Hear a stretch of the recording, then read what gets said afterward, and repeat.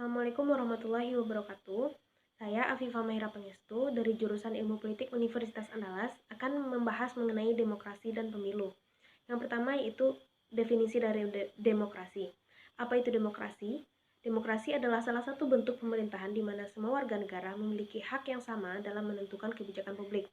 Dengan bahasa yang lebih mudah, kita bisa memakai definisi dari Abraham Lincoln yang mengatakan bahwa demokrasi adalah pemerintahan dari rakyat, untuk rakyat dan oleh rakyat.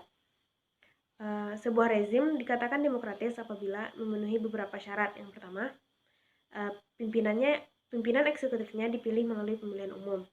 Dan yang kedua, wakil-wakil rakyat yang ada di parlemen juga dipilih oleh rakyat. Yang ketiga, partai politik yang ada dalam kompetisi pemilihan umum lebih dari satu.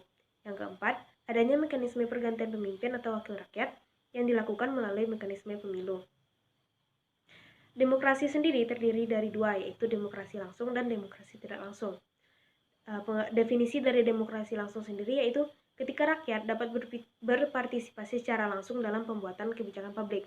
Sedangkan demokrasi tidak langsung adalah ketika rakyat memilih para wakilnya melalui pemilu yang selanjutnya akan bertindak sebagai pembuat kebijakan publik.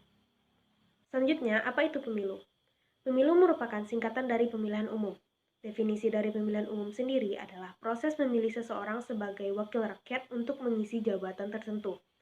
Menurut Undang-Undang Nomor 8 Tahun 2012, definisi pemilu adalah sarana pelaksanaan kedaulatan rakyat yang dilaksanakan secara langsung, umum, bebas, rahasia, jujur, dan adil sesuai dengan Undang-Undang Dasar 1945 dan Pancasila. Kemudian, bagaimana sejarah dari pemilu itu sendiri?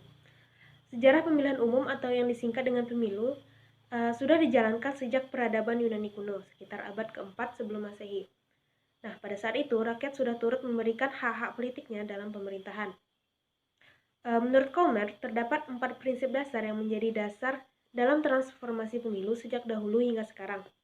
Yang pertama, yaitu adanya kesepakatan, di mana praktik ini dapat kita temukan dalam praktik-praktik pemilihan pemimpin di berbagai komunitas di seluruh dunia sejak lama.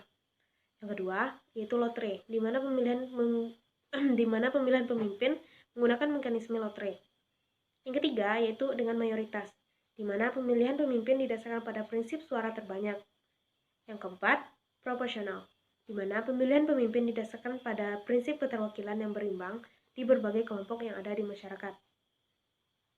Nah, proses transformasi ini yang kemudian menjadi dasar dalam sistem pemilu yang saat ini digunakan oleh semua negara di dunia. Kemudian, apa pentingnya pemilu bagi demokrasi? Pemilu menjadi salah satu ciri penting dari demokrasi. Alasan yang pertama yaitu karena pemilu menjadi sarana di mana setiap warga negara memilih para wakilnya yang akan menjalankan roda pemerintahan di tingkat nasional, provinsi, kabupaten, atau kota, baik mereka yang akan duduk di lembaga eksekutif maupun mereka yang akan duduk di lembaga legislatif.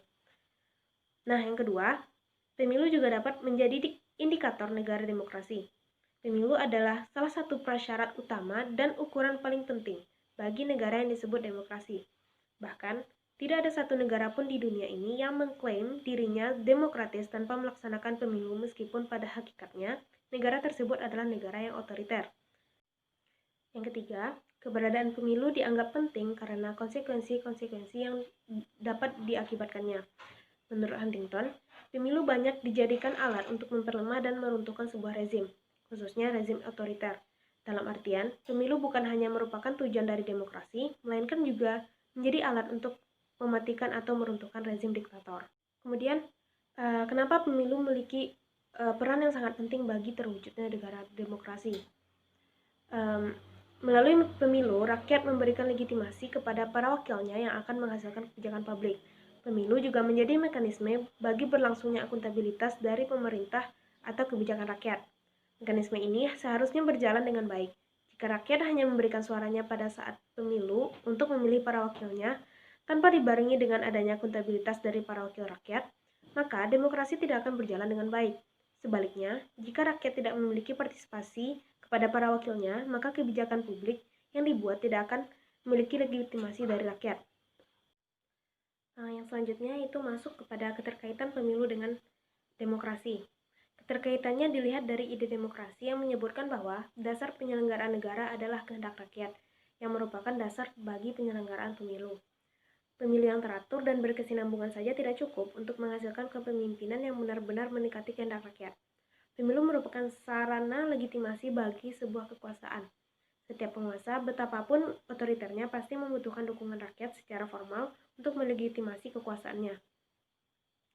Kemudian, pemilihan umum merupakan perwujudan nyata demokrasi dalam praktek bernegara, karena menjadi sarana utama bagi rakyat untuk menyatakan kedaulatan rakyat atas negara dan pemerintah.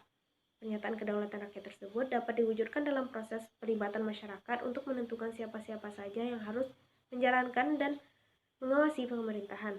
Untuk itu, fungsi utamanya bagi rakyat adalah untuk mengawal dan mengawasi fungsi-fungsi dari wakil-wakil rakyat yang menjabat di pemerintahan. Dan selanjutnya masuk kepada materi yang terakhir, yaitu mengenai prinsip-prinsip kewajiban kepemiluan. Penyelenggaraan pemilu yang demokratis harus memenuhi standar-standar internasional. Berbagai lembaga internasional telah menetapkan standar kriteria bagi penyelenggaraan pemilu yang demokratis. Salah satunya adalah The Carter Center, yang telah menetapkan sekian kriteria bagi penyelenggaraan pemilu yang demokratis. Kriteria-kriteria ini telah menjadi kewajiban yang harus dipenuhi dalam penyelenggaraan pemilu di seluruh dunia. Dengan kata lain, tanpa memenuhi standar kriteria yang ada, maka penyelenggaraan pemilu dapat dikatakan kurang atau tidak demokratis. Kriteria pemilu menurut The Carter Center adalah hak-hak dan kesempatan untuk berpartisipasi di masyarakat, mempunyai hak pilih yang sama, pencegahan korupsi, hak untuk keamanan, hak pilih universal, hak untuk memilih perkumpulan, dan lain-lain. Nah, sekian yang dapat saya sampaikan. Saya mohon maaf atas segala kekurangan. Saya akhiri dengan Assalamualaikum warahmatullahi wabarakatuh.